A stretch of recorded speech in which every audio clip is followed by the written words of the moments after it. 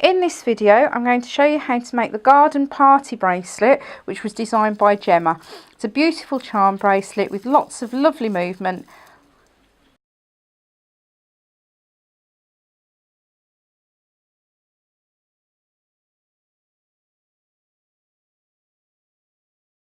So we're going to start by making the charms. So to do this, we're going to thread the beads onto the head pin.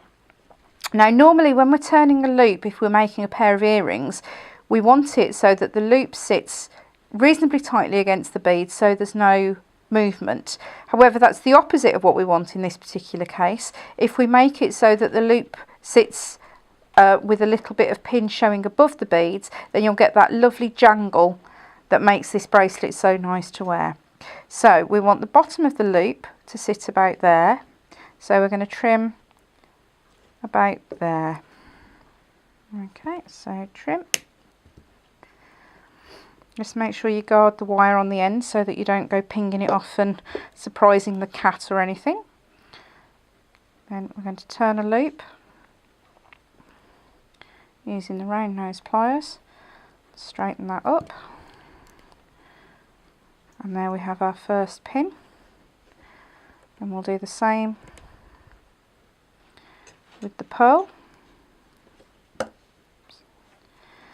again, we want the end of the loop to sit about there.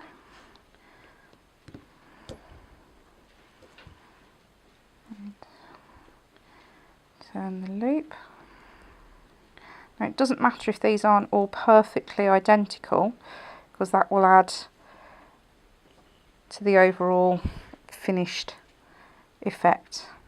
So thread on the flowers there. Now with these ones you might want to consider leaving an extra gap so that these sit slightly prouder in the finished bracelet. So again, trim the wire.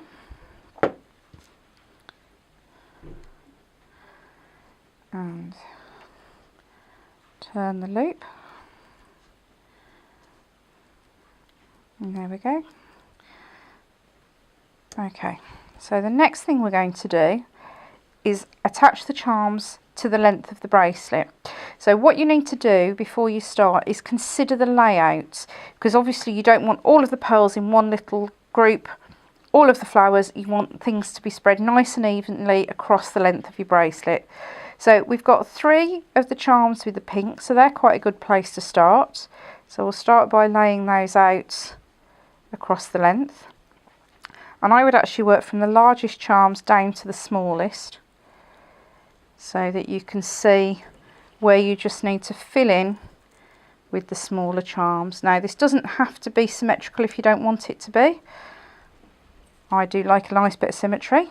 So there we go. And now we can just go along and fill in with the smaller loops of the pearls and the flowers. Okay, so now we're going to start adding the links to the chain. So what you need to do is twist the loop open. Whenever you're opening a loop, you always want, whether it be on a head pin, an eye pin or a jump ring, you always want to twist the loops open rather than pull them apart.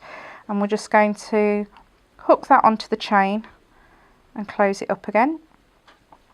Okay, next I'm going to add one of the flower links. So we'll open that one up and we'll hook it through the chain. Now you can, when you're doing this, if you add to both sides of the chain, you'll get that extra fullness that's going to make this a super full bracelet to wear. And again, open the link, hook it onto the chain, close it up again. So there we go. You can already see that that's starting to sit nice and full. What you want to do is add all of the links across the length of the chain. What I'm going to do, because it's easier for you to see, is I'm now going to wind the cord through, which is going to pull the bracelet up. Okay, so what we're going to start with is we're going to thread the cord through the end link of the chain, and then we're going to loop the cord back through to just hold it in place like so, and that's going to stop the chain slipping down the cord. Now all you're going to do is you're going to weave the cord in and out of the chain links all the way along the length of the bracelet. And you just need to take your time with this. It is a little bit fiddly, especially once you've got all the links in place, but just take your time and keep going back and forth along the length of the bracelet, and it will gather your work up into a nice tidy length. Okay, so as you can see on the finished sample here, once you've woven back and forth through all of the chain, it brings your charm bracelet up into a nice tight cluster at the centre of the bracelet. Once you've adjusted it so that you've got it sitting how you want to, you can do that just by adjusting the way the cord is pulled through at the end. You're going to finish off by adding the box lace ends. Now here's a box lace end.